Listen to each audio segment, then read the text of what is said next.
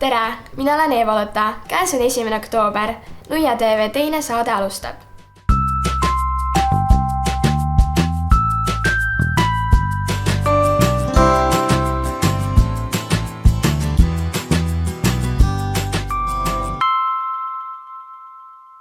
Kätte on jõudnud sügis, kuid selles saates meenutame veel suve. Nende 3 kuu jooksul sai vesteldud populaarsete muusikutega, kes siia kanti esinema tulid. Samuti uurisime, mis kohalikel pillimeestel on enda tegemistest rääkida.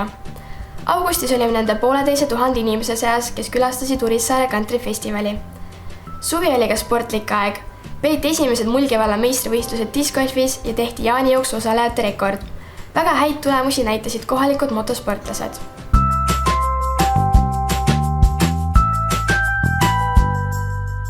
Juulis tähistati kihelkonnapäevi. Keskväljakul lauldi, tantsiti ja peeti laata.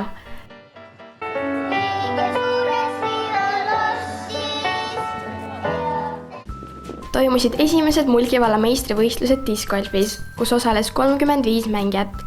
Meeste arvestuses sai vallameistriks Mats-Erik Tõhk. Naiste arvestuses oli parim Triinu-Liis Tõhk. Õhtune pidu toimus Ordulinnuse Varemetes, kus esines menukas bänd Patune Pool. Mis te arvate, mis on Patuse Pool eduvõti? Lihtsus ja ausus. Me oleme hästi lihtsad ja hästi võrdsed nende inimestega, kes meid kuulavad ja ma arvan, et see ongi nagu hea. Kas enne, kui lavale lähete, närveerite ka? Vahest ikka pabistan, mitte alati, oleneb esinemisest, et mida suuremad ja vastutusrikkamad esinemised on, seda rohkem ma pabistan, aga üldiselt midagi. Ütlengi endale, kõik on hästi ja tee oma asja nii hästi, kui oskad ja siis on kõik korras. Kui tihe on bändi suvine esinemise graafik? Kõik nädalavahetused on täis, mõnikord nädala sees ka. Juulis on lausa 1 terve nädal on esinemisi täis, nii et ütleme selline keskeltläbi 15 esinemist kuus on täiesti tavaline. Pühapäev oli kodukohvikute päralt. Neid oli Karksi-Nuias avatud 7. Kõige populaarsemaks osutus perekond Tae hoovikohvik Eha Manda juures. Kodukohvik, see idee sündis siis, kui läks info välja, et kodukohvikute päev Nuias toimub ja siis me hakkasime koheselt perega planeerima, aga ma ütleks, et paar nädalat umbes, et vanaemal oli vaja neid justuvahvleid ette valmistada, siis ta tegi neid umbes siin nädal aega tagasi, hakkas juba küpsetama, et tegi 3-4 päeva jutti, lasi niimoodi rauaga. Ma arvan, et ütleks, et paar nädalat. Aga kellel peres tuli idee kodukohvikut pidada? Sündis kuidagi ühiselt, me juba mõtlesime selle paar aastat tagasi, kui esimest korda Karksi-Nuias see toimus, aga siis me ei julgenud veel teha või võtsime hoogu ja siis mõtlesime, et kuna meie seas on mitmeid kohvikus töötanud inimesi siis meie peres ja meil on ka pagareid ja kondiitreid ja business käib siin kogu aeg kodus, et siis võiks ju proovida ja siis kuidagi ühiselt tulime selle peale. Meeletus koguses on inimesi siin käinud ja on väga palju ostetud asju, et ütleks, et me olime vist 2 tundi avatud olnud ja siis meil olid juba osad asjad otsas, et mida üldse ei kujutanud ette, et niisuguses koguses ostetakse, et kuna ilm on ka väga ilus, siis see on ka väga palju juurde andnud. Alustasin pastoraadikohvikust, väga tore oli, seal sai juba kõht kooke täis söödud ja nüüd olen kõik kohvikud läbi käinud, igal pool ikka midagi maitsnud. Milline teile kõige rohkem meeldinud on? Ma arvan, et see sama, kus me praegu oleme. See on selline kohvik, ma kujutasin ette, teistes oli nagu vähe rahvast, võib-olla nad tilkusid ükshaaval või niimoodi, aga siin on kuidagi hästi see sumin ümberringi ja muusika ja palju rahvast ja tuttavaid ja. Milliseid kodukohvikut täna külastanud olete? Täna on meil alles esimene kodukohvik. Tulime siia kõige kaugemale ja siin on väga kena, ei tahakski ära minna.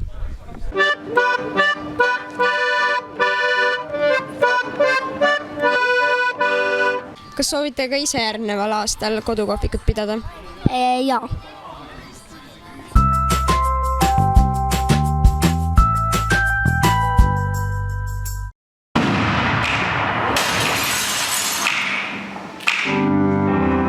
Lastekaitsepäeval juuni alguses jagus Karksi-Nuias pidu ja pillerkaari küllaga ning päev tipmes Keterani kontserdiga kohalikus kultuurikeskuses. Kuidas Karksi-Nuia tundub? Karksi-Nuia tundub mulle väga kaunis koht. Ma pole siin kahjuks väga tihti käinud, aga täna, kui me siia sõitsime, päike paistis, soe ilm, siis oli lihtsalt võrratu vaatepilt. Teie hakkasite suure publiku ees laulma juba väga noorelt. Kas soovitaksite sellist kogemust ka praegustele 16-17 aastastele? Ma arvan, et kõige tähtsam on see, et te saaksite teha seda, mida te armastate.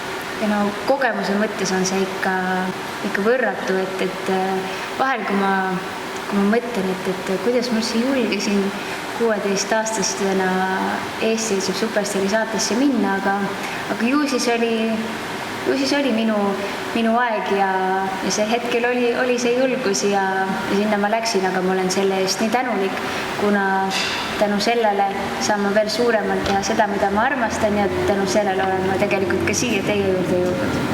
Esimest korda esinesin siin laval ja see energia, mis nendel lastel oli, see oli ikka täiesti pöörane, et see ongi nii kihvt, et lapsed on nii siirad ja nii päris, et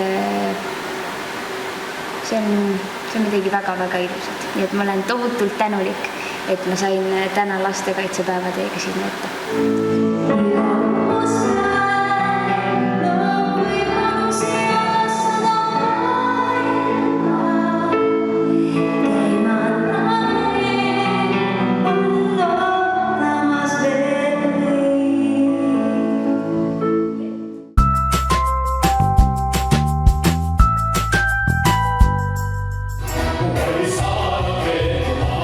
Üle pika aja andsid Kitzbergi koolipoisid Andres Eelma, Rasmus Kadaja, Tobias Tae ja ansambli eestvedaja Margus Põldsepp ehk Lõõtsavägilased kodukandis suure kontserdi. Tegu oli nende uue albumi 3. tutvustuskontserdiga. Millal uus plaat välja tuleb? Plaadi proovime valmis saada enne Viljandi folki, praegu plaaditegu käib. Kuivõrd tänapäeval plaadi väljaandmine ühele bändile üldse oluline on, sest et palju kuulatakse YouTube'ist muusikat? No ma ei tea, ma tahtsin selles, et sa teed plaadi valmis, siis sa oled nagu millegagi hakkama saanud. Kui ühe loo või ühe faili valmis teed, no siis oled natuke vähem hakkama saanud. Aga plaat on tervik, ta räägib sulle mingi loo, et see tervik koostab mitmest loost. Te ju käite bändi tegemise kõrvalt ka koolis, kuidas te kõike jõuate? Väga ei jõuagi. Peab jõudma. Peab jõudma. Paljudele noortele on popmuusika oluline. Mida teie sellest arvate samal ajal, kui ise olete aastaid rohkem folgilainel olnud? Et no me kuuleme igapäevaselt ikka kõik popmuusikat ka. Popmuusika ei ole ka meie jaoks võõras, vaatame kas või see poporiini. Ja me proovime nagu uusi asju, et folgi võtmesse kas või erinevaid coverit teha, et popmuusikast järk, et meil ei ole seda nagu päris särga jätnud, et me lõikame selle oma elust välja, et ainult tegeleme folgiga, et asjad peavad ikkagi mitmekülgsed olema ja kõik asjad. Oleme diskot teinud ka 17. Kõike peab proovima.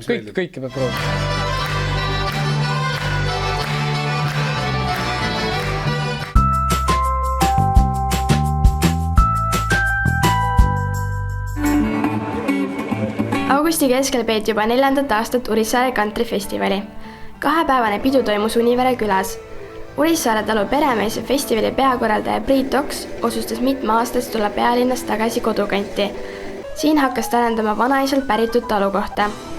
Heinapoldudele võeti veisekari ja peaaegu oli ka aeg festivaliks küps ning taluhoov valgus rahvast täis. Kantri ettevalmistused on sujunud siiamaani väga hästi. Meil ei ole olnud ühtegi ületamatut takistust selle korralduse tee peal ja kõik väga paljud kohaliku kogukonna liikmed ja asutused ja kool ja kõik on aidanud väikeste asjadega ja siis lõpuks kaabki kokku suure asja, nii kõik läheb väga hästi. Mida uut on see kantri aasta kaasa toonud? Meil on päris palju muutusi, mis puudutab kas või alapaigutust ja mis puudutab kas või seda sama bändi, mis praegu on lava peal. Sellepärast, et me ei ole kunagi toonud sellist vana legendaarset rockibändi. Kas te teate üldse ansamblit Ultimate Thule? Jah, tean küll. Aga teie kaamera taga? Ja. Teate, jah? Väga hea. Vana legendaarne rockibänd Country Festivalis on väga. Mida te arvate kantriliste riietusest? See on ka jälle väga hea küsimus. Sellepärast, et me ei ole kunagi öelnud ette kantri külastajatele, et kindlasti tuleb panna ruuduline särk või tööteksad või kaabu või midagi, aga alati peaaegu kõik on pannud. Alati peaaegu kõik panevad midagi ja see on väga äge, see näitab õiget suhtumist inimeste poolt. Mis teie arvates kutsub kõige rohkem inimesi kantrile ja miks see nagu üldse inimesi huvitab nii palju? Ma arvan, et see ei ole isegi mitte kantri iseenesest, vaid see on see meeleolu ja miljöö, mis siin festivalil on. see on ju tegelikult koduhoovi festival, et kõik inimesed peaks tundma ennast nagu koduhoovis.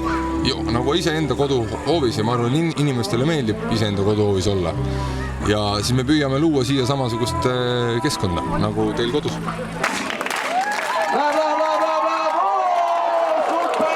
Laupäeval peeti maha kantrimehe ja kantrinaise võistlus. Seekord oli traditsioonilisele heinapallijooksule ja roda ja pulli ratsutamisele lisandunud uudisalad piima joomine ja kantri-karaoke. Põneva mõõduvõtu järel võitis kantrimehe tiitli tänavu Priit Puks ja kantrinaiseks sai Pille Kannimäe. Kokku külastas festivali 1300 inimest.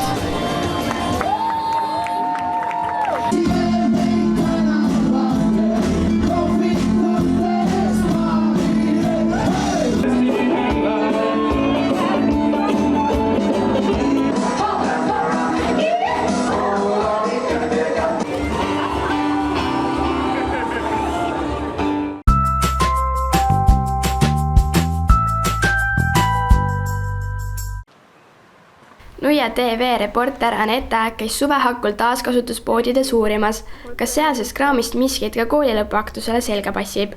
Ta valis välja 2 modellile 2 riietust. Et Kerli on meil siis selline väga lühikese kasvuga, seega ma valisin talle välja sellised vägagi kõrged kontsad, et teised tema kõrval väga Eiffeli tornid ei paistaks.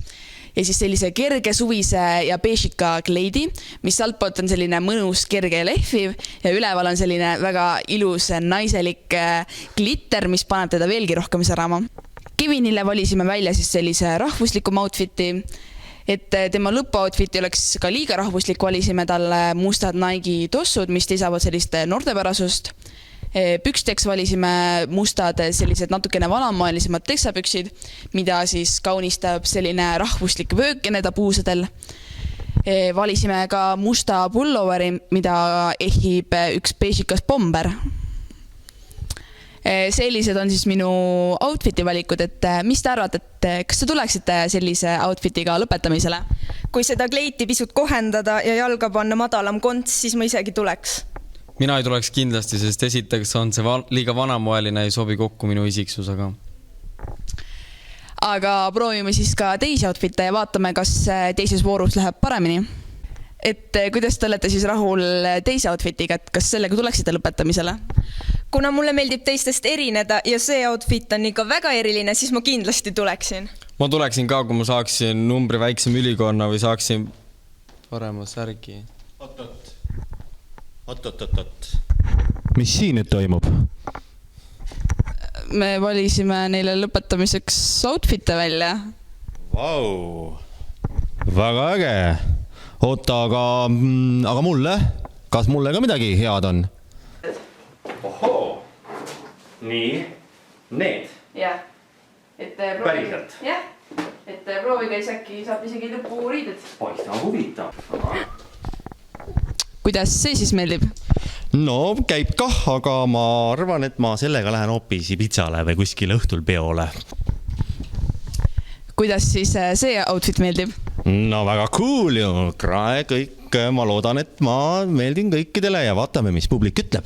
Kuigi natuke kaabun väike, aga surume selle pähe ja oleme coolid.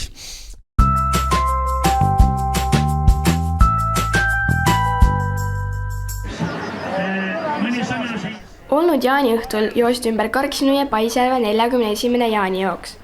4,4 kilomeetrise põhidistantsi läbis 414 spordisõpra, kes püstitasid ka osalejate rekordi. Varasem rekord oli 352 osalejat 2016. aastal. Mitmes jaanijooks teil see on? 14. Tegelikult see rohkem olla, vanust on ju päris palju juba. Kas selleks jooksuks tuleks ette valmistada ennem, kui siia tulla jooksma? No ja mina pole õige mees vastama, sellepärast, et ma pole üldse midagi ette valmistanud. Tegelikult kindlasti peaks. Sagedane jaanijooksja, kohaliku treeninggrupi Hot Legs eestvedaja Gert Einstein pälvis naiste arvestuses 4. koha. Kuidas saada siis nii hea koht sellel jaanijooksul ikkagi? Ma arvan, kogemused ja trennid tuleb teha. Palju teie trenni teete? Hetkel teeme 3 korda nädalas, aga jooksjapagas on päris pika, nii et trenni on tehtud kõvasti. Rada oli hea, aga lõpp on ikka raske, et olenevalt treenitusest on see rada ongi üle poole rajast on nagu tõus, et see teeb selle raskemaks.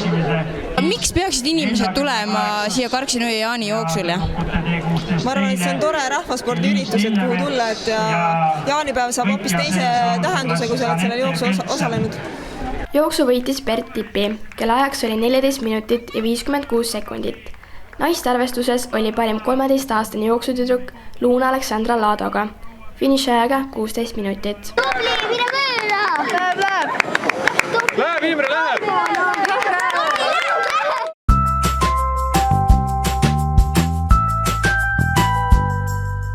Noia TV reporter Lenne külastas krossisõitjat Gert Varikut tema kodus. Just enne seda, kui meie parim külgkarvimees oli sõitmas järjekordsele maailmameistrivõistluste etapile. MM-is üldseis on päris hea. Me mõtlesime, et kui me top 10 oleme see aasta, et see on hea, et täna me oleme ületanud ennast igate pidi, et see on probleemiks, et käsi on katki ja oleks tahtnud võib-olla ikkagi panna nagu 100% endast, aga nüüd tuleb sõita lihtsalt kuidagi need 2 etappi poolpiduselt ära. Mul läksid käes kõõlused pooleks. Asi hakkas pihta, ma arvan, et eelmine aasta, et ma lõin käe ära, arstid süstisid ühte hormoonrohtu ja arvatavasti see hormoonroht läks teine kord vähe nihu, et seda on väga-väga keeruline siia saada. Arstid ei tahagi seda süstida, aga mina ikkagi olen ju kõige targem ja ütlen, et ei tehke süst ära, et see on hea. Ja see kõõlus läks katki arvatavasti sellest süstist, et ta läks õrnaks ja see läks maailmameistrivõistluste aeg teises sõidus, et elu parima tulemuse saime ka, et olime teised Hollandis, et väga raskel rajal, et seal keset sõitu läks mul see kõõlus pooleks, ma ei saanud aru, mis juhtus, et näpud olid kõik rambis ja püsti. Üle Eesti on teil palju fänne, kes tulevad raja äärde kaasa elama. Kuidas nendega on, et kas nad raja ääres pigem annavad pinget või hoopis energiat? Enam ei ole seda olukorda, kus nad pinget annavad. Aasta aega tagasi oli võib-olla tõesti veel, et eks ta on keeruline, kui meil on bussis suured telgid, asjad on avatud, et siis tuleb sinna rahvast alla, et siis täna me oleme suutnud ikkagi mingi korra luua, et inimesed saavad aru, et nad ei sega meid, et fännidest on ikka hea meil, mitte pinge. Sinu korvipoisiks on lätlane Lauris. Kuidas temaga koostöö sujub? Väga hästi. Alguses oli, et natuke keeruline, et tema on ikkagi maailma tipust tulnud Karksi-Nõmme ja Kuti korvi, et eks ta ise ka ei osanud arvata, et tegelikult me sõidame päris hästi koos. Mida läheks MM-tiitliks vaja?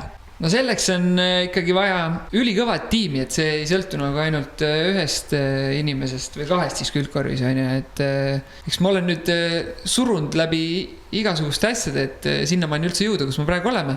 Ma arvan, et siit on võimalik edasi suruda, et ma niisama seda asja ei teeks, et mul ikkagi eesmärgid on. Nendest ma kunagi kõva häälega ei taha rääkida, kui need on täidetud. Toona oli jäänud sõita veel Šveitsis ja Prantsusmaal. Ega olnud veel teada, et MM-sarja kokkuvõttes said eestlane ja lätlane Lauri Staiders 7. koha.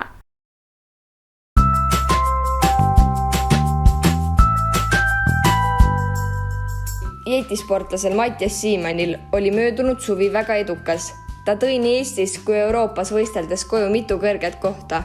Kõige kirkamaks tulemuseks peab ta ise Itaalias peetud maailmameistrivõistlustel saadud pronksmedalit. MM-i pronksmedal jetisõidus kevadel Itaalias.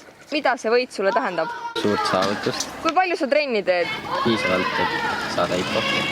Kus kohas või kuidas sa trenni teed? Sest veesporti on ju Eestis külmal ajal keeruline harrastada, eriti Karksi-Nõmmes, kus puudub veespordiks veekogu. Ma käin välismaal väiksematel võistlustel, et ennast treenida. And Matthias, who just came in 3rd, is also unofficially going to be the final part of the podium, taking 3rd overall.